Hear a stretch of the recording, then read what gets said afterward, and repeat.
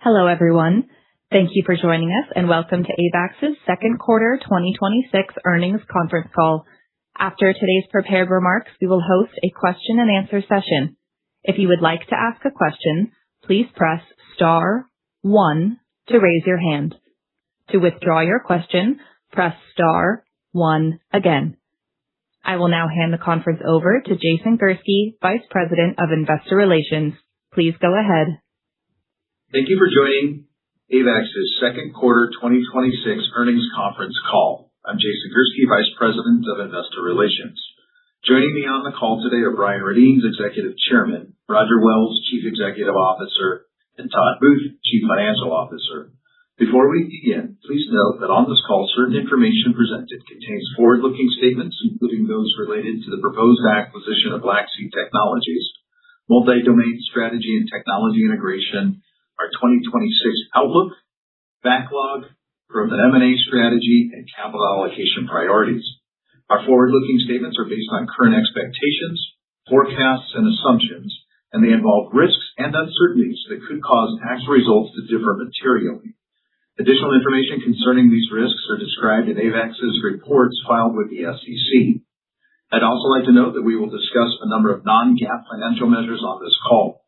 Our earnings press release and presentation, which were also published earlier today and can be found on the Investor Relations section of our company's website, contain a reconciliation of any non-GAAP financial measures to the most directly comparable GAAP measure. The content of this conference call relates to information that is accurate only as of today, August 12th, 2026. Except to the extent required by law, the company undertakes no obligation to make any revision to any forward-looking statements contained in our remarks today or to update them to reflect the events or circumstances occurring after the date of this conference call. I would like to now turn the call over to Brian for some opening remarks. Brian, go ahead. Thanks, Jason. Good afternoon, everyone. AEVEX delivered another very strong quarter, our second consecutive beat and raise, driven by sustained demand and strong execution across the business. We're scaling production, expanding mission and customer reach, and strengthening our position as one of the most impactful providers of autonomous capability in the market today. And our momentum is being recognized. AEVEX was recently identified by the Department of War as one of a select few defense technology primes accelerating the development and production of systems for real-world missions. Roger was invited to brief the Secretary and his staff at the Pentagon, outlining how we will continue to make an impact for the warfighter. It's a powerful validation of the role AEVEX is playing as the department moves decisively toward autonomous, affordable, multi-domain solutions, which is exactly what we built this company to provide. Against that backdrop, today we're announcing another meaningful step forward, the proposed acquisition of Black Sea Technologies. For those not familiar with Black Sea, they're a leading developer of autonomous and unmanned surface and subsea vessels for the U.S. Navy, SOCOM, and various other customers. Their USV platforms are among the most widely produced and most operationally deployed systems in the Navy's inventory. Just as AEVEX has established leadership in Group 2 and Group 3 unmanned aerial systems, Black Sea has likewise established leadership in unmanned surface and subsea capability, delivering fielded systems at scale with real operational history. By bringing these two organizations together, we will unite two battle-tested air, surface, and subsea portfolios in the market at exactly the moment the department is accelerating procurement of unmanned systems. Both companies are delivering in theater. Both are producing at volume with additional capacity beyond today's deliveries. Together, we expect to expand our ability to support customers across domains, including meaningful new access to maritime pathways where AEVEX has not previously participated. This acquisition is another major proof point of the strategy we've laid out, building one of the nation's most impactful providers of autonomous and unmanned systems capability. It reinforces our momentum, it strengthens our trajectory, and it advances the larger vision of what we set out to build, a company with the scale, relevance, and operational credibility to lead in this new era of defense. We could not be more excited about what this combined team can do together, and we can't wait to get started. With that, I'll hand it over to Roger to walk through the strategic rationale and transaction details, as well as a review of our very strong second quarter. Thanks, Brian, and good afternoon, everyone. As Brian mentioned, today marks two important milestones for AEVEX. We've entered into a definitive agreement to acquire Black Sea Technologies, and we announced our second quarter results, posting robust growth and strong operational performance across the business, leading us to raise our outlook for the year based on continuing strong demand signals and significant deployment of our mission-critical systems in theater. What Todd and I plan to do today is walk through the strategic rationale for the acquisition and to provide more details on both the transaction and the company. We will then quickly review our second quarter results and open the line to your questions. Our remarks today will be a bit longer than normal given the importance of both events. Let's go to slide 4 in the presentation deck. The transaction story is straightforward and clear. By bringing these two leading companies together, we believe we will create one of the largest and most comprehensive multi-domain unmanned systems providers in the market. We expect this merger to deliver significant production capacity, access to new markets, and the ability to credibly deliver a broader portfolio of multi-domain unmanned capabilities, all underpinned by AEVEX's core autonomy stack, Compass X. In addition, both AEVEX and Black Sea employs a hybrid business model that can both produce and operate assets for our customers. This provides predictable long-term revenue and valuable operational insights to feed back into platform development. Very few companies can credibly claim a multi-domain unmanned portfolio of this scope, and even fewer can claim one that's actually in the fight. Finally, we expect to retain strong financial flexibility post-transaction, which will allow us to continue to invest in innovation, production capacity, and future M&A. The bottom line is this: with the acquisition of Black Sea, we believe we will create one of the most capable, pure-play, multi-domain autonomous systems providers in the U.S., delivering effects to the battlefield across air, surface, and subsea domains, at a time when the Department of War is leaning into unmanned system spending. This transaction aligns perfectly with our strategic direction and our mission-focused culture, and also represents the kind of opportunity we signaled we pursue. With that as a strategic framework, let me turn it over to Todd to walk through the transaction itself. Thanks, Roger, and good afternoon, everyone. Please turn to slide 5. Let me walk you through the key economic terms. AEVEX intends to acquire Black Sea Technologies for a total consideration of up to $650 million, structured in 3 components. First, approximately $250 million in cash at closing. Second, roughly $350 million in AEVEX common stock at an agreed price of $27.50 per share, which amounts to approximately 12.7 million shares issued to the sellers. Lastly, the transaction also includes a $50 million earnout that is contingent on the achievement of certain performance targets by Black Sea through fiscal year 2027. We designed the earnout to align incentives so that the incremental $50 million becomes payable only if Black Sea's financial performance creates long-term shareholder value. We expect the transaction to be accretive to earnings per share in the near term before giving effect to non-cash purchase accounting amortization. Black Sea is expected to generate approximately $150 million in revenue in fiscal year 2026, with adjusted EBITDA margin roughly in line with AEVEX. While we are not providing formal guidance for Black Sea for fiscal year 27 today, we expect this growth to be at least in line with its addressable markets. I think it's worthwhile noting that Black Sea's leadership and shareholders were particularly excited about the opportunity to be a part of AEVEX and share our go-forward vision. As such, the equity consideration was very important to them, and we feel the purchase price was quite favorable given those dynamics. A few other items worth noting. We expect the transaction to close in September 2026, subject to the expiration of the HSR waiting period and satisfaction of our customary closing conditions. Black Sea will operate as a third business unit within AEVEX, which we believe will preserve the mission focus and customer relationships that make the business valuable. I'd like to note that Bob Pudney, Black Sea CEO, is expected to stay on to lead the business at AEVEX. Roger, back to you.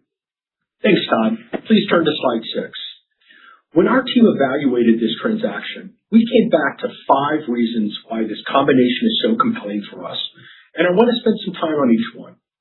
First, this acquisition is expected to create one of the largest providers of battle-proven autonomous air and maritime platforms at a moment when unmanned systems spending is entering into what we believe is a genuine global defense supercycle. The operational needs from the Department of War, the combatant commands, and our allied forces across the globe have moved from experimental projects to shorter cycle, high production procurements as they work to get systems fielded. Being one of the largest battle-proven providers matters because in this environment, customers are buying from companies that have proven solutions and can deliver at scale today. Second, the capabilities are highly complementary, not overlapping. AEVEX delivers launched effects, precision strike, loitering munitions, and full-scope ISR capabilities. Black Sea brings unmanned surface, subsurface, and contested logistics vessels to the market. From a growth perspective, based on our due diligence, Black Sea has deep relationships with all key maritime USV and UUV customers. Not only do we believe that Black Sea and AEVEX will benefit from an anticipated increase in funding for USVs and UUVs, we expect the combination to also unlock a large Navy UAS market for AEVEX, which is an exciting expansion opportunity for us. Third, Black Sea brings well-capitalized facilities, infrastructure, and tooling to deliver USVs and UUVs at scale. I will walk you through the company's footprint in a few minutes, but the short version is that we are not acquiring a prototype shop. Like AEVEX, Black Sea is a company already producing at significant industrial scale, in line with the DoW's objective for the defense industrial base. Fourth, Black Sea comes with significant backlog that gives us real visibility into above-market growth in fiscal year 27. As of today, Black Sea has more than $110 million in funded backlog and over $250 million in unfunded backlog tied to programs associated with the production, sustainment, and operations of the company's marquee small USV, the Global Autonomous Reconnaissance Craft, or GARC, and its Block II variant Chaser, as well as contested logistics vessels contracts such as the recently awarded Sea-Based Petroleum Distribution System, or SPDS. This isn't driven by speculation on whether a market will develop. It's anchored on contracted demand. As mentioned before, the transaction further diversifies our program portfolio and customer access, opening new growth opportunities for both companies. And fifth, and this is one that's easy to overlook, Black Sea has an exceptional management team and a mission-focused culture that is genuinely aligned with AEVEX. To realize a successful M&A transaction, cultural fit is critical. It's a major driver of value creation. We've spent significant time with Black Sea's leadership, and like the AEVEX team, they are firmly committed to the mission and the warfighter, and we are confident that they will continue to thrive as part of the AEVEX family. With that, let me tell you a little bit more about Black Sea, its platforms, and its track record. Please turn to slide 7. When you look at Black Sea, the first thing that stands out is that this is a company measured in outputs. They have delivered more than 350 USVs since inception, an installed base that we believe is unmatched among American USV manufacturers. In addition, we understand that those platforms have accumulated more than 25,000 operational hours, including nearly 500 hours in support of Operation Epic Fury. As mentioned earlier, the company is expected to generate approximately $150 million of revenue in fiscal year 26. And it does all of this with a workforce of approximately 275 highly skilled and motivated employees, the vast majority of whom hold active security clearances. Black Sea serves a host of customers within the Navy, U.S. Special Operations Command, and the intelligence community, to name a few. As one of the first movers in the USV market, Black Sea has developed deep relationships with key customers that have been forged in real-world operations. While the company is primarily known for its flagship USV, the GARC, Black Sea continues to innovate in the small USV space with Chaser and Comet, and in the undersea space with Raptor. In addition, Black Sea is a first mover in the growing contested logistics market, where it has developed a number of platforms, including Night Train, Revenge, and SPDS.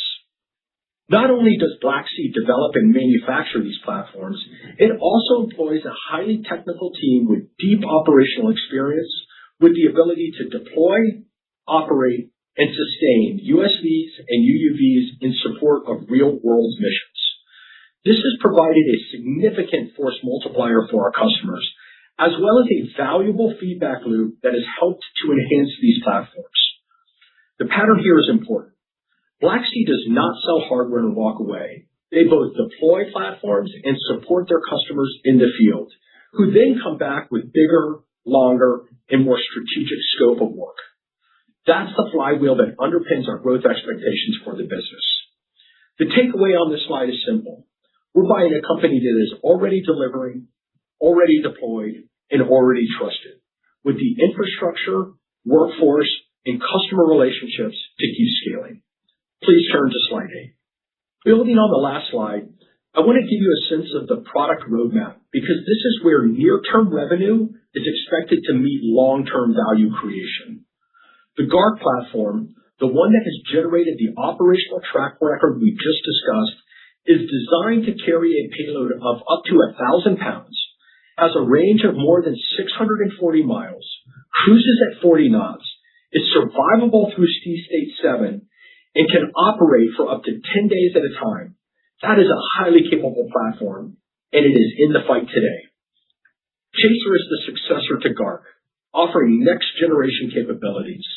Relative to GARC, Chaser offers approximately 38% more payload weight, 33% more payload volume, 25% greater range at cruise, and does so at an estimated 10% lower unit cost, all while adding advanced platform autonomy and next-generation perception. And critically, it's packable in a standard 20-foot ISO container, which is a real logistics advantage for rapid global deployment.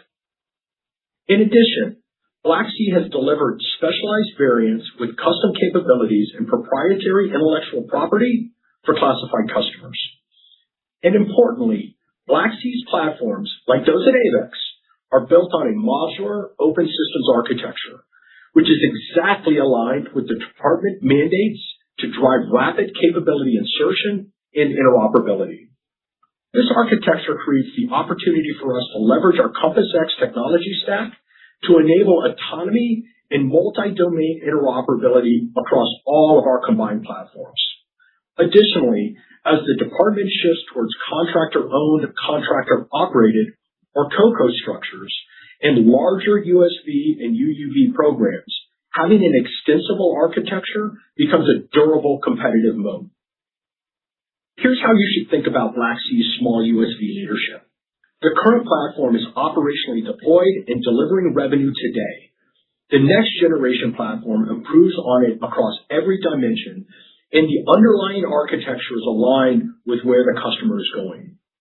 Turning to the right side of this chart, the best way to understand why Black Sea is a differentiated asset is to look at what it is actually doing for the customer. And there's no better example than the U.S. Navy's Fifth Fleet. The mission is to deploy additional GARCs and personnel to Bahrain to support Fifth Fleet operations in a highly contested maritime environment. Black Sea is solving three core problems for the customer: rapid force projection through immediate, large-scale unmanned surface vessel deployment, operational risk mitigation by using unmanned combat support to reduce risk to human life, and capability versatility across a diverse set of mission needs, including mine clearing, from a single adaptable platform. What sets Black Sea apart on this mission is a specific set of capabilities. Its USVs are multi-mission with rapid payload integration and true modularity. Black Sea also provides end-to-end expertise for 24/7 maritime operations, and they have a proven ability to both surge production and deploy in support of operational missions as required. Please turn to slide 9. One of the things that made Black Sea attractive is its well-capitalized infrastructure. This is not a company that needs capital to meet near-term demand. The company operates across 5 U.S. locations: Maryland, Virginia, North Carolina, Florida, and California.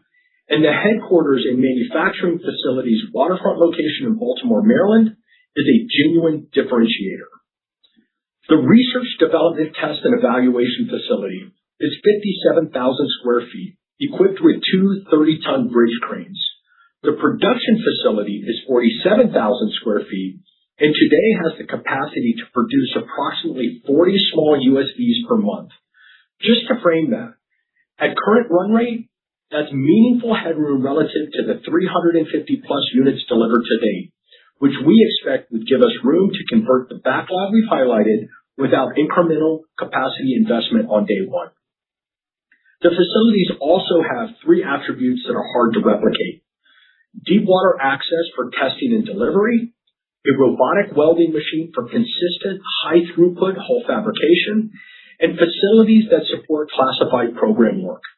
And of course, the true value of Black Sea is its roughly 275 hardworking employees across the organization.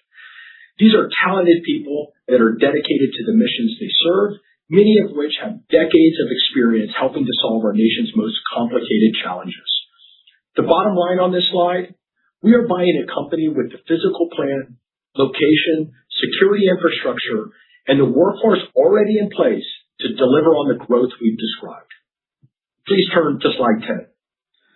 Let me pull the pieces together before we go into a discussion of second quarter results. Strategically, we believe this transaction has the potential to make AEVEX one of the largest providers of battle-proven autonomous air and maritime platforms right as the department enters a multi-year supercycle in unmanned systems investment. Financially, it's disciplined. We are acquiring a business that is expected to generate approximately $150 million of revenue in fiscal year 26, with an expected growth rate at or above the market moving forward.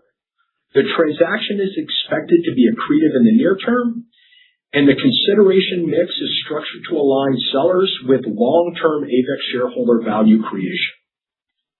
Operationally, we are acquiring proven platforms, an already built and highly scalable production operation, highly skilled, highly cleared, and highly mission-focused talent, and most importantly, customer trust that has been earned over decades, mission by mission. On next steps, we expect to close in September of this year. Between signing and closing, our integration team, led jointly by AEVEX and Black Sea leadership, will finalize day one and our 100-day integration plans. After closing, Black Sea will operate as a business unit within AEVEX to preserve the customer relationships and the mission focus that make it valuable. We will provide updated financial guidance when appropriate after close. We are confident that this is the right combination at the right time, and we're excited about what AEVEX and Black Sea will build together for our customers, our employees, and our shareholders. And with that, let's turn to a brief discussion about our second quarter results. Please turn to slide 12 for an update on what we are seeing across the industry today. To begin, the geopolitical environment remains complex, and the conflicts in Ukraine and the Middle East are pushing global defense spending higher. We are seeing increased interest in and demand for autonomous systems, air and maritime, both here in the U.S. and from allies overseas. Of note, we've seen a growing set of use cases for these types of systems over the last several months. The Ukrainians have increasingly demonstrated the impact of long-range precision strike capabilities against military and infrastructure targets deep inside enemy territory. And we've seen widespread use of autonomous systems in the Middle East, including unmanned surface vessels across multiple mission sets. For years, AEVEX has provided these types of critical capabilities to the U.S. military and its allies, and we are confident that we are well positioned to continue to do so given our scale, innovative technology, and battle-proven systems. On the budget side of things, the President's Fiscal Year 27 budget projects materially higher spending, particularly for autonomous systems. And House passage of the NDAA is a supportive indication that our market is likely to see significant growth in the years ahead. At this point, it appears the next fiscal year will start with a continuing resolution, which has become commonplace over the past decade or more.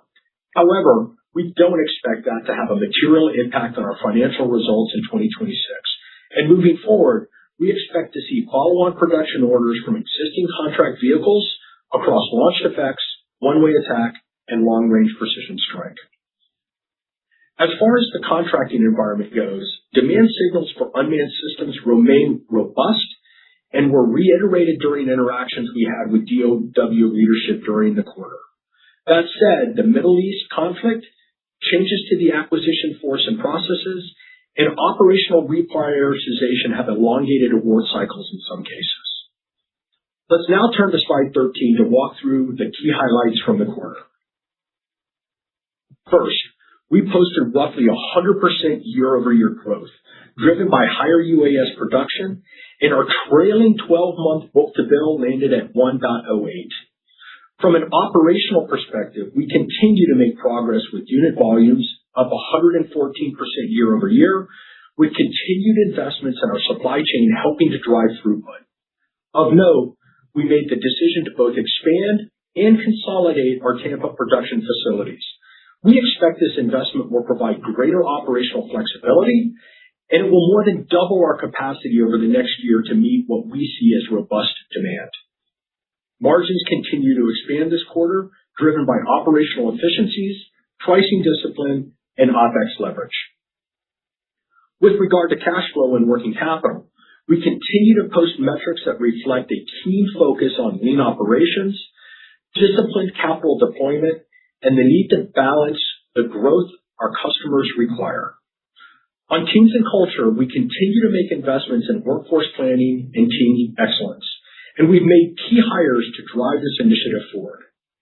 We expect these efforts to improve operational effectiveness and produce additional efficiencies throughout the organization. We've also put in place public company retention tools, such as an equity program and an expanded incentive compensation plan. This is helping to drive improved retention across the organization and reinforce the behaviors that are important for the business. And finally, we recently announced two key hires. First, Murali Krishnan is serving as our Chief Growth Officer, responsible for continuing to scale our growth operations and delivering next-generation solutions to our customers. He has a long tenure of demonstrated success in the defense industry, most recently with Northrop Grumman, and I am excited to have him on the team. Secondly, I am equally excited to have Chelsea Thomas join us as the VP of Government Affairs. Chelsea comes to us with more than 2 decades of experience both on the Hill and in the defense industry, and she will lead AEVEX's government engagement strategy for both federal and local levels as the company continues to expand. Let's now turn to slide 14, where I want to talk a bit about order and backlog highlights. We've announced several key awards since the beginning of our second quarter, including recent new orders to deliver long-range precision strike systems to the U.S. government customers, demonstrating the strong demand signals we are seeing today. Demand is dynamic and robust as our customers want flexibility given their changing mission needs. As a result, we are seeing increased levels of shorter cycle production orders, which is leading to a greater amount of what we describe as book and ship revenue. That is revenue we generate from orders we receive inside any given year. As you can see in this table, backlog coverage for us at the beginning of fiscal year 25 was 41%. And for fiscal year 26, it was roughly 86% of our expected revenue at the time of our IPO. That stepped down to 82% in the first quarter given the short cycle order activity we saw then, and it's now stepped down even further to 71%. this quarter given the recent orders and subsequent increase in the midpoint of our revenue outlook for the year. In our view, this demonstrates that we have a system and a team that is highly capable of converting bookings and delivering revenue in a short cycle environment. And that's important as our customers are focused less on traditional long-tailed programs of record and more on procuring systems from companies that possess innovative technology, production scale, and battle-proven systems that can be delivered on rapid timelines. From our perspective, this is a great outcome for AEVEX, as we can deliver across all of those metrics, and we're excited to be able to take advantage of future growth in the market. Which leads me to slide 15. Our pipeline of opportunities this year has grown from $8.1 billion at the end of 2025 to roughly $10.5 billion today. That growth has been driven by increased clarity on government budgets and priorities, our own product development efforts, and the expansion of the production capacity I mentioned earlier. As budget dynamics continue to evolve and become clearer, we expect our pipeline to continue to grow. At the current pace, our proposal levels are on track to increase roughly 30% year over year in 2026. And finally, we continue to see roughly $2 billion in potential contract value across launch effects, one-way attack, long-range precision strike, and support to operations in the CENTCOM AOR, with several of our recent award announcements aligned with these four areas. And with that, I'll hand the call over to Todd for a discussion of Q2 financials and our upwardly revised outlook for the full year. Thanks, Roger. Please turn to slide 16. Revenue in the second quarter was up approximately 100% year over year to $201.8 million, driven by the tactical systems business, where we are executing on a large unmanned aerial systems program named UCOM Deep Strike that was awarded last year. Net income was $6.7 million in the quarter, compared to a net loss of $11.8 million in Q2 2025. The increase was driven by higher revenue and margins and lower interest expense, offset by increases in transaction costs, income taxes, and change in fair value of derivative liability. As you will note from our historical financials, both revenue and profitability improved in the second half of 2025 as programs were put on contract and production ramped up. This trend has continued into 2026, with adjusted EBITDA margins in the first and second quarters improving significantly year over year, driven by higher revenue, production efficiencies, and lower operating expenses as a percentage of sales. Going forward, we continue to expect margins to resemble the second half of last year and the first half of 2026 than what we experienced in the first half of last year. Please turn to slide 17.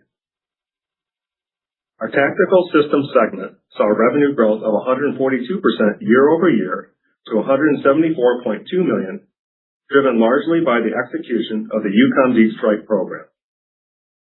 The higher revenue led to operational efficiencies and segment adjusted EBITDA margins of 17% of sales in Q2 2026. In our view, margin levels in the first half of the year are more reflective of the longer-term potential of tactical systems, though quarter-to-quarter fluctuations are likely to be driven by volume levels, sales mix, and the timing of research and development spend. Let's turn to slide 19. Our Global Solutions segment revenue decreased 5% year over year to $27.6 million, driven largely by the timing of an aircraft sale in Q2 2025 that did not repeat this year and was offset by growth across the rest of the portfolio. This led to favorable sales mix versus last year and to segment adjusted EBITDA expansion of roughly 700 basis points to 14.2% in the quarter. Please turn to slide 20. Net cash generated from operating activities for the 6 months ended June 30th, 2026 was $8.6 million, compared to net cash used in operating activities of $27.9 million for the 6 months ended June 30th, 2025. The $36.5 million favorable change in cash flow from operations was primarily due to the $66.8 million increase in net income, offset by higher working capital, primarily due to the timing of our cash payments to fulfill the UCOM Deep Strike program. Going forward, we plan to closely manage working capital and capital expenditure, but note that we expect to invest in inventory levels to support our customers as need arise, as well as capital equipment and leasehold improvements to expand capacity. Turning to the balance sheet, we ended the quarter with $99.1 million in long-term debt and $215.2 million of cash on hand, driven by operating activities and the net proceeds from the April IPO, which were roughly $345.9 million. As I mentioned on the Q1 call, we used those proceeds to retire existing debt and subsequently entered into new credit facilities. As of now, we have a $99.1 million term loan on the balance sheet and have access to two undrawn facilities, a $75 million delayed draw term loan and a $200 million revolving credit facility. In our view, the collection of these transactions currently provides the company with sufficient liquidity to execute its near-term growth strategy, including the acquisition of Black Sea. Of note, the company did not receive any proceeds from the June 3rd, 2026 secondary offering. That transaction involved sales by our private equity sponsor, Madison Dearborn Partners, and other related parties. For clarity, this transaction did not increase our total shares outstanding and did not lead to shareholder dilution. Now let's turn to slide 21 for a discussion of the outlook for 2026. At this point, we expect total company revenues to land in the range of $700 million to $720 million and adjusted EBITDA in the range of $105 million to $111.5 million for full year 2026. Other noteworthy items include depreciation and amortization, which we expect to be roughly $21.7 million, and net interest expense to be roughly $11.5 million in 2026. Please note that this outlook does not contemplate the completion of the Black Sea acquisition. As discussed throughout the call, we had a great start to the year with strong performance in both our reporting segments, including higher accelerated material receipts that continued into the second quarter and which drove higher revenue recognition. In the second half of the year, we will have more deliveries, but less revenue given this phenomenon. The increase in our outlook is being driven largely by our Tactical Systems segment, where we are seeing significant demand signals and award activity. Importantly, as of this call, roughly 95% of the midpoint of our revenue outlook for the year is currently in backlog, with the remainder expected through renewals of long-standing contracts in our Global Solutions segment. And with that, I would now like to hand the call back to Jason for Q&A. Jason, go ahead. Great. Thanks, Todd. Operator, we're ready for the Q&A session. I just want to ask those that are queued up to ask a question to perhaps in the first go around, limit yourself to one single part question and then hop back in the queue. We went a little long today, and I want to give everybody an opportunity to ask some questions. So operator, over to you for some instructions and to get us started. Thanks. Thank you. We will now begin the question and answer session. If you would like to ask a question, please press star 1 to raise your hand. To withdraw your question, press star 1 again. We ask that you pick up your handset when asking a question to allow for optimum sound quality. If you are muted locally, please remember to unmute your device. Your first question comes from the line of Peter Arment with Baird. Peter, your line is open. Please go ahead. Yeah, thanks. Good afternoon, everyone. Nice results and congrats on the Black Sea deal. Hey, thanks, Peter. Great to hear you.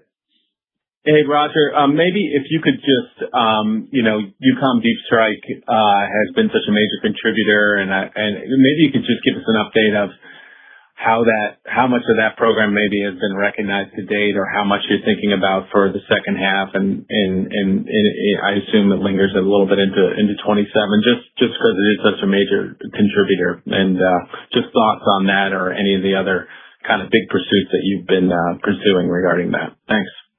Yeah, thanks, Peter. So UCOM Deep Strike continues to be a major program for us. in fiscal year 26. As we've talked about on previous calls, we will likely roll off the vast majority of revenue on this program and deliver the vast majority of systems this fiscal year. The first half of the year was, largely driven by UCOM Deep Strike as we received material that allowed us to drive deliveries in the back half of the year. We are continuing to roll off the UCOM Deep Strike program as we deliver, and we will be going through a transition in the second half as we move from UCOM Deep Strike program to other programs that we're in the process of winning and delivering on in the back half of the year for U.S. forces across the four portfolio areas that we talked about: launched effects, long-range precision strike, one-way attack, and then certainly support to the combatant commands across multiple areas of operation to include CENTCOM. So, we feel extremely confident about our ability to continue to execute UCOM Deep Strike. We've got the vast majority of material in-house or on order, and we don't see any challenges relative to the delivery of this program in this fiscal year. And Peter, this is Todd. We don't give exact percentages, but the Q3 percentage of total revenue is less than what was in Q2 and Q1, and Q4 goes down quite a bit, and then there's a little bit in 27. Got it. I appreciate the call. I'll leave it at one. Jump back in the queue. Thanks, guys. Thanks, Peter. Your next question comes from the line of Seth Seifman with JP Morgan. Seth, your line is open. Please go ahead.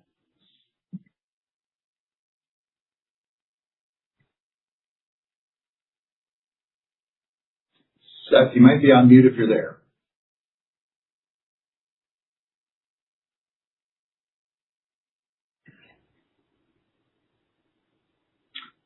A reminder to unmute locally if you find yourself muted.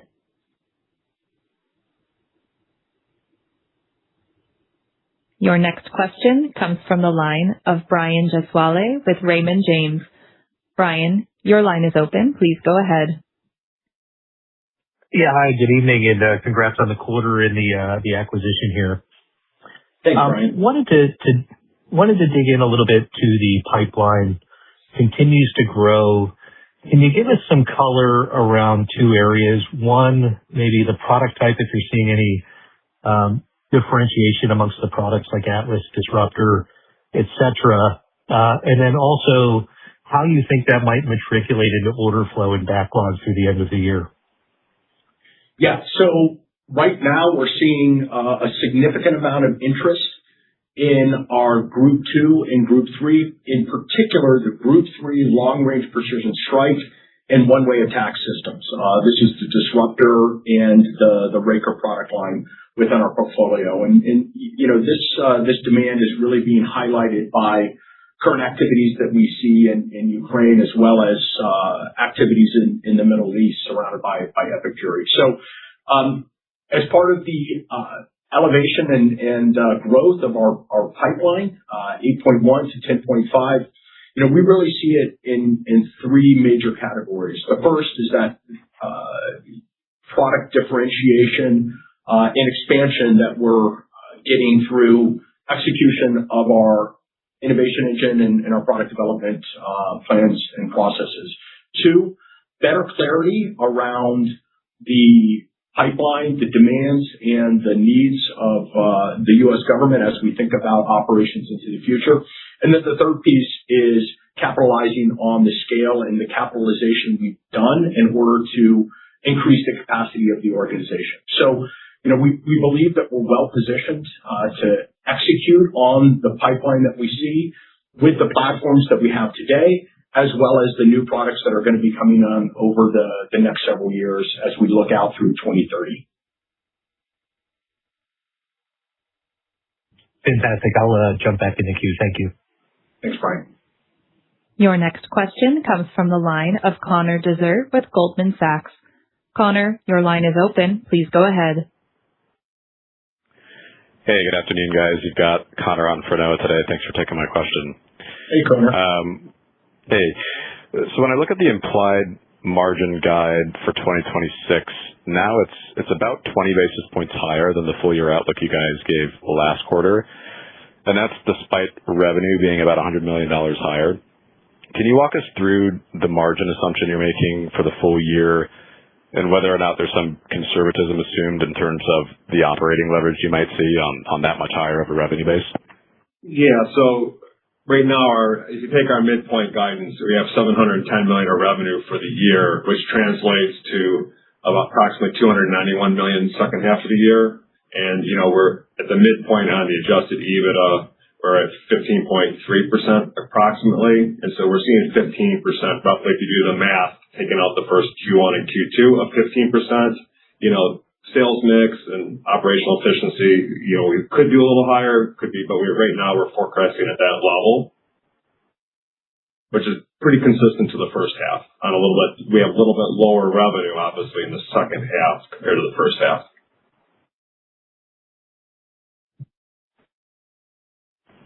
Okay. Yeah. Okay. Thanks. Your next question comes from the line of Sheila Kahyaoglu with Jefferies. Sheila, your line is open. Please go ahead. Yeah, hi. This is Adam Samuelson on for Sheila. I guess the question is on the backlog coverage and kind of where we end the year with the amount of book to ship activity that you've seen. I think in your prepared comments you alluded to having 95% coverage for the second half in backlog based on the second half revenue. Is there that would seem to work down most of the funded backlog that you have. So just can you help us think about what amount of book to ship is actually assumed in the second half of the year, or how much of that backlog that you have is actually 2027 shipments? Thanks. Yeah. So as you mentioned, over 95% of our fiscal year 26 revenue at the midpoint of our new guidance is funded backlog, and the remaining 5% or so is going to come through long-established incremental funding on existing contracts. So, we've got a high degree of confidence in our fiscal year 26 revenue, as well as our fiscal year 26 EBITDA. When we think about the bookings that are going to roll in as we move through the back half of fiscal year 26 and into fiscal year 27, we're seeing strong demand across our key portfolio areas. Launched effects, both short range as well as long range, our Atlas product as well as our Disruptor family, long range precision strike, one-way attack, and as we talked about, support to combatant commands across multiple different areas of operation. When you look at those portfolio areas, we see roughly $2 billion in potential contract value, and that includes several contracts that we are in active negotiation on that will result in bookings in the near term. We do anticipate a book-to-bill near 1.0. Given the raise that we just given our guidance. And that will lead to an inflection point as we move through the back half of 26 and into 2027, where we're expanding funded backlog and moving into 27 revenue. So, we feel really good about our book-to-bill. We feel great about our position in the strong demand signals and active contract negotiations that we have going on. And we feel equally good about our ability to operate in a short cycle environment.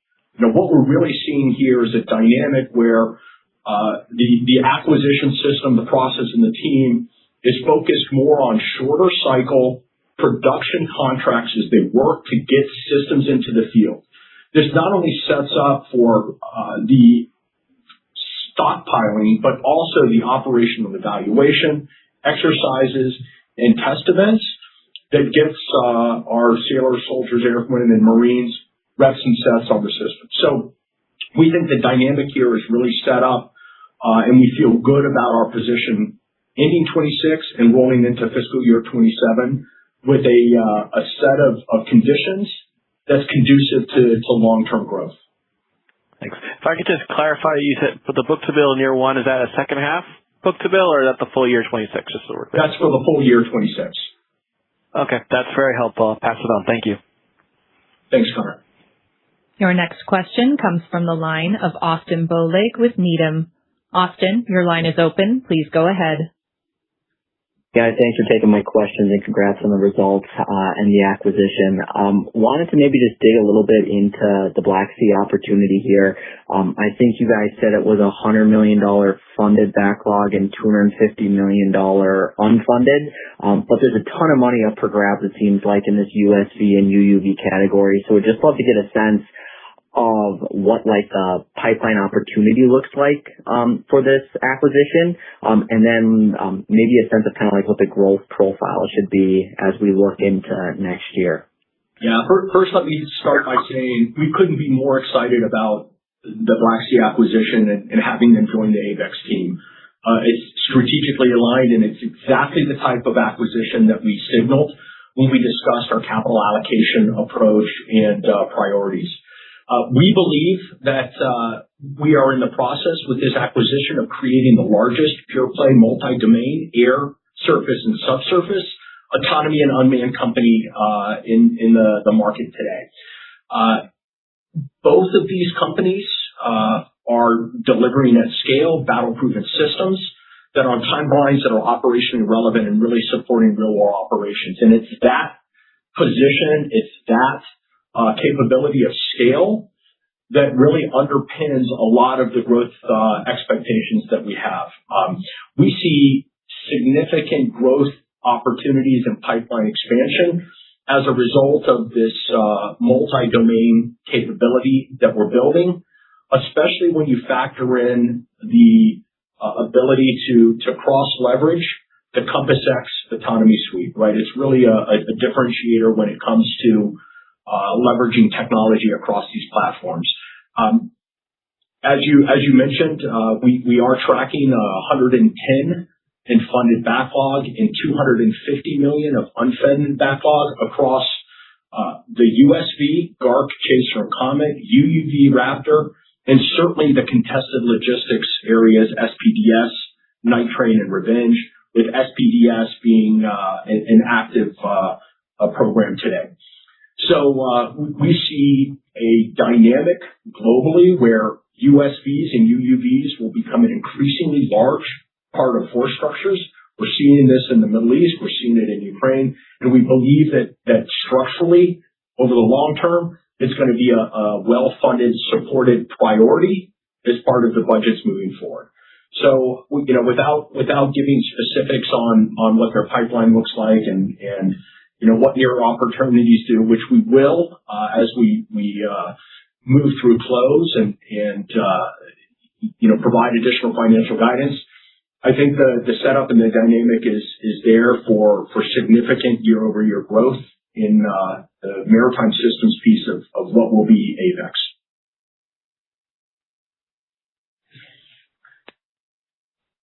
Thank you, guys. Yeah, thanks, Austin. And Sven, I think we've got time for one more question. Thank you. Your next question and final question comes from the line of Louis DePalma with William Blair. Louis, your line is open. Please go ahead. Roger, Todd, and Jason, good evening and nice work on the Black Sea deal. Thanks, Louis. Given AEVEX's specialization in mass manufacturing, particularly for the Phoenix Ghost and Deep Strike programs and your existing relationships, is there the potential that you can supercharge Black Sea's growth? I think you indicated that the historical growth has been 15% annually. So are there expectations that cross-selling and your manufacturing expertise can potentially accelerate that over the coming years? Thanks. Yeah, thanks, Louis. So first off, both companies are extremely well capitalized. They're capable of delivering at scale today. And as we think about the headroom that both of these companies have to meet the strong demand in both unmanned air, surface, and subsurface, we think that we're very well positioned. When you think about where Black Sea is Today, they've delivered over 350 systems to date, which we believe is one of the largest small USV installed bases in the U.S. And at a capacity of over 40 systems per month in their 4,700 or 47,000 square feet facility, there's a lot of headroom there.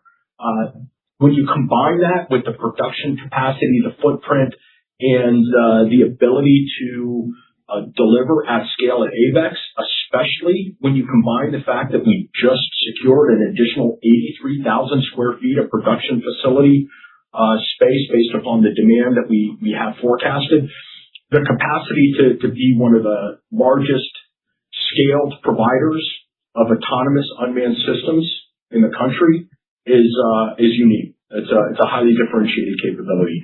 We absolutely see the opportunity to cross-sale